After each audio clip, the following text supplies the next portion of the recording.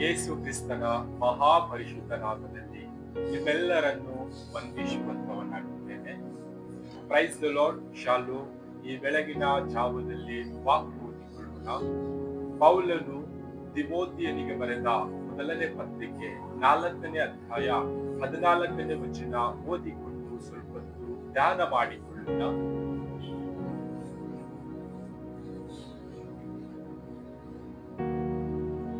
ನಿನ್ನಲ್ಲಿರುವ ವರವನ್ನು ಅಲಕ್ಷ್ಯ ಮಾಡಬೇಡ. ಸಭೆಯ ಹಿರಿಯರು ಪ್ರವಾದನೆಯ ಸಹಿತವಾಗಿ ನಿನ್ನ ಮೇಲೆ ಹಸ್ತಗಳನ್ನಿಟ್ಟಾಗ ಅದು ನಿನಗೆ ಕೊಡಲ್ಪಟ್ಟಿತಲ್ಲ.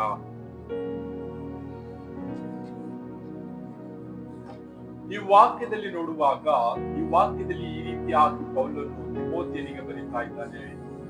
ನಿನ್ನಲ್ಲಿರ್ತಕ್ಕಂಥ ವರಗಳನ್ನು ಅಲಕ್ಷ್ಯ ಮಾಡಬೇಡ. ಸಭೆಯ ಹಿರಿಯರು ಪ್ರವಾದನೆಯ ರೂಪವಾಗಿ ನಿನ್ನ ತಲೆಯ ಮೇಲೆ ಹಸ್ತಗಳನ್ನಿಟ್ಟರು ಎಂಬುದಾಗಿ ವಾಕ್ಯದಲ್ಲಿ ನೋಡ್ತಾ ಇದ್ದೇವೆ. ನಾವು ಈ ಒಂದು ದಿನದಲ್ಲಿ ಈ ಲೋಕದಲ್ಲಿ ಜೀವಿಸುವಾಗ ಸಭೆಯಲ್ಲಿ ನಾವು ಯಾವ ರೀತಿಯಾಗಿ ಜೀವಿಸ್ತಾ ಇದ್ದೇವೆ? ಮೊದಲನೇದಾಗಿ ದೇವರಿಂದ ನಾವು ಹೊಂದಿಕೊಂಡಂತ ವರಗಳನ್ನು ಅದು ಸರಿಯಾದ ರೀತಿಯಲ್ಲಿ ನಾವು ಉಪಯೋಗ ಮಾಡುತ್ತಾ ಈ ಲೋಕದಲ್ಲಿ ಜೀವಿಸುತ್ತಾ ಇದ್ದೇವಾ? ನಾವು ಹೊಂದಿಕೊಂಡಿರ್ತಕ್ಕಂಥ ವರವನ್ನು ಆ ಒಂದು ತಲಾಂತು ನನ್ನಲ್ಲೇ ಇದೆ ಎಂಬುದಾಗಿ ಗರ್ವದಿಂದ ಅಹಂಕಾರದಿಂದ ಅದನ್ನು ನಾವು ಸರಿಯಾದ ರೀತಿಯಲ್ಲಿ ಉಪಯೋಗ ಮಾಡದ ಹಾಗೆ ನಾವು ಈ ಲೋಕದಲ್ಲಿ ಈ ಸಭೆಯಲ್ಲಿ ಜೀವಿಸುತ್ತಾ ಇದ್ದೇವಾ? ಒಂದು ವೇಳೆ ನಾವು ಹೊಂದಿಕೊಂಡಂತ ವರವನ್ನು ತಲಾಂತನ್ನು ಸರಿಯಾದ ರೀತಿಯಲ್ಲಿ ನಾವು ಉಪಯೋಗ ಮಾಡದೆ ಹೋದರೆ ದೇವರು ನಮ್ಮ ಮೇಲೆ ಕೋಪಗೊಳ್ಳುವಂತವನಾಗಿದ್ದಾನೆ. ಒಂದು ವೇಳೆ ಆ ಸರಿಯಾದಂತ ತಲಾಂತು ವರ ನಾವು ಸರಿಯಾದ ಜಾಗದಲ್ಲಿ ಸರಿಯಾಗಿ ನಾವು ಉಪಯೋಗಿಸುವಾಗ ನಮ್ಮ ಮೂಲಕ ಅನೇಕ ಜನರಿಗೆ ಆಶೀರ್ವಾದವಾಗುತ್ತದೆ, ನಾವು ಅಭಿವೃದ್ಧಿ ಹೊಂದುತ್ತೇವೆ. ಉದಾಹರಣೆ ನೋಡುವಾಗ ಸಭೆಯಲ್ಲಿ ನಮಗೆ ಒಂದು ತಲಾಂತು ಇದೆ ಎಂಬುದಾಗಿ ನೋಡುವಾಗ ವಾಕ್ಚಾತುರ್ಯದ ತಲಾಂತು, ವಾಕ್ಯ ಓದುವಂತ ತಲಾಂತು, ಮಾತನಾಡುವಂತ ತಲಾಂತು, ಒಬ್ಬರನ್ನು ಸಂತೈಸುವ ತಲಾಂತು, ಇನ್ನೊಬ್ಬರಿಗೆ ಆಶ್ರಯವಾಗಿ ತಲಾಂತು ದೇವರಿಂದ ನಾವು ಹೊಂದಿಕೊಂಡಿರುವಾಗ ನಾವು ಸಭೆಯಲ್ಲಿರ್ತಕ್ಕಂಥ ಎಲ್ಲ ಮಕ್ಕಳಿಗೂ ಈ ಲೋಕದಲ್ಲಿರ್ತಕ್ಕಂಥ ಎಲ್ಲ ಮಕ್ಕಳಿಗೂ ಆ ತಲಾಂತು ನಾವು ಯಾವ ರೀತಿಯಾಗಿ ಹೊಂದಿಕೊಂಡಿದ್ದೇವೋ ಅದೇ ರೀತಿಯಾಗಿ ನಾವು ಜೀವಿಸುವಂತವರಾಗಬೇಕು. ಒಬ್ಬರನ್ನು ಸಂತೈಸುವ ತಲಾಂತು ನನ್ನಲ್ಲಿದೆ ಎಂಬುದಾಗಿ ನೋಡುವಾಗ ಆ ಸಂತೈಸುವಿಕೆ ಬಿಟ್ಟು ಅದರಿಂದ ನಾವು ಮತ್ತೊಂದು ಕಾರ್ಯ ಮಾಡುವಾಗ ನಾವು ಅಲ್ಲಿ ಅಭಿವೃದ್ಧಿ ಹೊಂದುವುದಿಲ್ಲ ಮತ್ತು ನಮ್ಮಿಂದ ಅನೇಕ ಜನರು ಕೂಡ ಆಶೀರ್ವಾದ ಹೊಂದಿಕೊಳ್ಳುವಂತವರಿಲ್ಲ. ಆ ವಿಷಯವಾಗಿ ನಾವು ಏನನ್ನು ಹೊಂದಿಕೊಂಡಿರುತ್ತೇವೋ ಅದನ್ನು ನಾವು ಸರಿಯಾಗಿ ಉಪಯೋಗಿಸುವಂತವರಾಗಬೇಕು. ನಾವು ಈ ಲೋಕದ ಜನರಿಂದ ಹೊಂದಿಕೊಂಡಂತ ಅದು ವರದಾನವಲ್ಲ. ತಂದೆಯಾದ ದೇವರು, ಭೂಮಿ ಆಕಾಶಗಳ ಒಡೆಯನು, ಸರ್ವಲೋಕದ ಸೃಷ್ಟಿಕರ್ತನು ಆ ತಲಾಂತು ನಮಗೆ ಅನುಗ್ರಹಿಸುತ್ತಾನೆ. ಆ ತಲಾಂತನ್ನು ನಾವು ಯಾವ ರೀತಿಯಾಗಿ ಉಪಯೋಗ ಮಾಡುತ್ತಾ ಇದ್ದೇವೆ? ಈ ಒಂದು ದಿನದಲ್ಲಿ ನಮ್ಮನ್ನೇ ನಾವು ಪರೀಕ್ಷೆ ಮಾಡಿಕೊಳ್ಳೋಣ.